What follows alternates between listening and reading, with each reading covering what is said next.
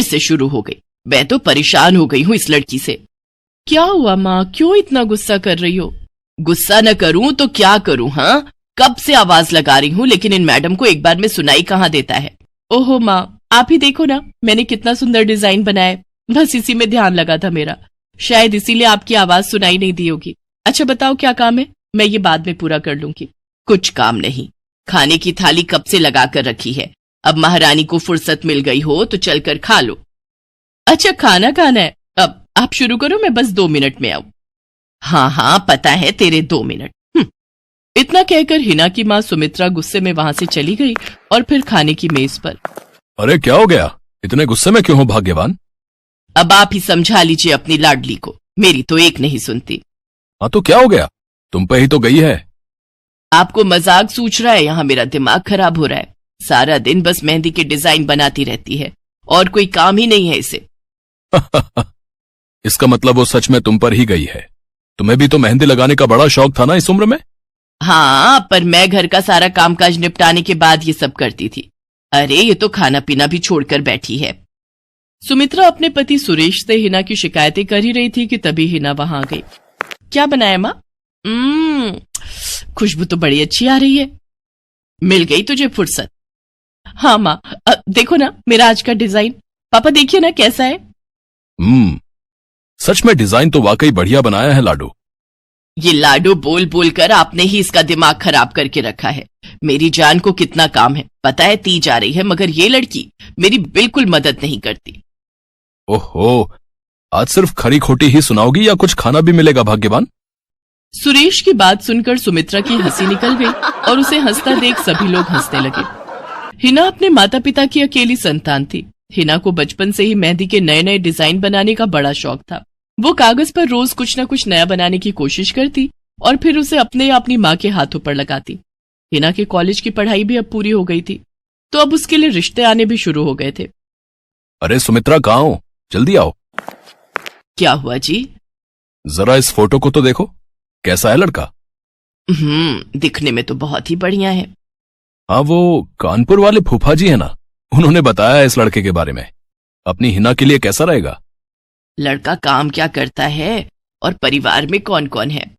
फूफा जी बता रहे थे कि कानपुर में इनका अपना कारखाना है, वहां ये अपना दोने पत्तल और डिस्पोजल वगैरह बनाते हैं। ये अच्छा पैसा कमा लेता है, फूफा जी की रिश्तेदारी में है। हाँ, पर उससे पहले ये फोटो एक बार हिना को तो दिखा दो, उसे लड़का पसंद आ जाए तभी बात आगे बढ़ानी चाहिए ना। अरे हाँ, ये भी सही कह रही हो।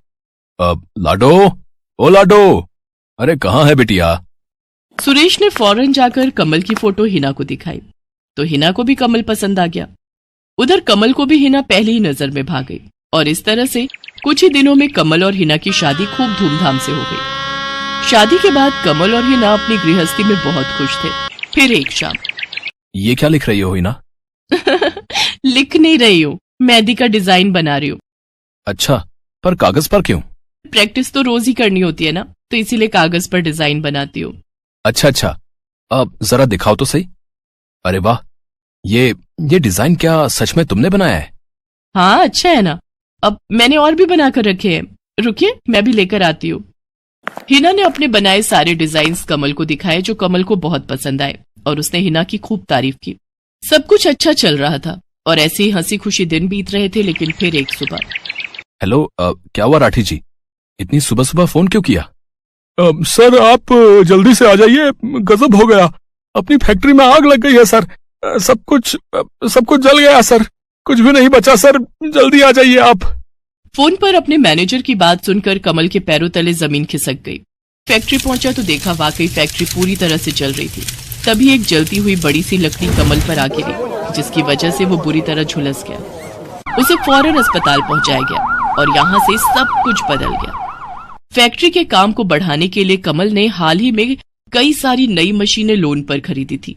मशीनें तो नहीं बची, लेकिन लोन चुकाने के चक्कर में पहले कमल की गाड़ी बिकी और फिर घर। मजबूर होकर कमल और हिना अब किराए के मकान में रहने लगे थे। फिलहाल कमल की हालत ऐसी नहीं थी कि वो कोई और काम कर सके। ऐसे में हिना ने घर चलाने का जिम्मा उठाया और वो घर घर जाकर औरतों के हाथों पर मेहंदी लगाने लगी।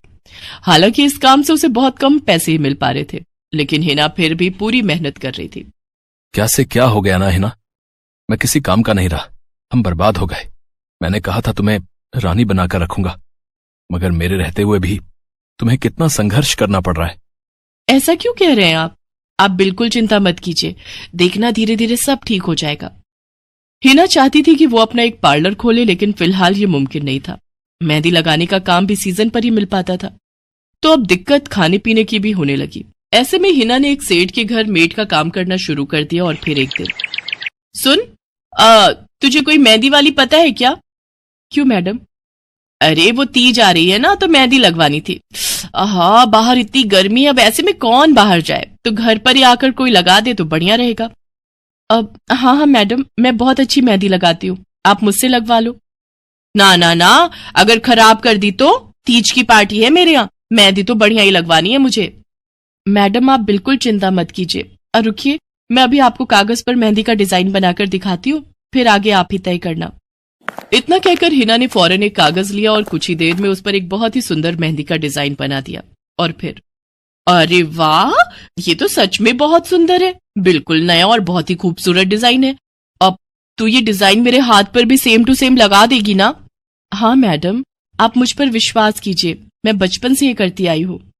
उस दिन हिना ने पूरे मन से अपनी मालकिन के दोनों हाथों पर मेहंदी लगाई। हिना ने जो डिजाइन बनाया था वो एकदम नया था और सुंदर भी। फिर अगले दिन, नमस्ते साहब, वो आपको कुछ? हाँ, मैं तुम्हारा ही इंतजार कर रहा था। ये कल शिवानी के हाथों पर तुम ही ने मेहंदी लगाई थी ना? जी साहब, मैंने ही लगाई थी। अब कोई गलती हो गई क्या मुझसे? नहीं, ऐसी कोई बात नहीं है, बस ये जानना था तुमसे कि मेहंदी का वो डिजाइन कहाँ से देखकर लगाया तुमने?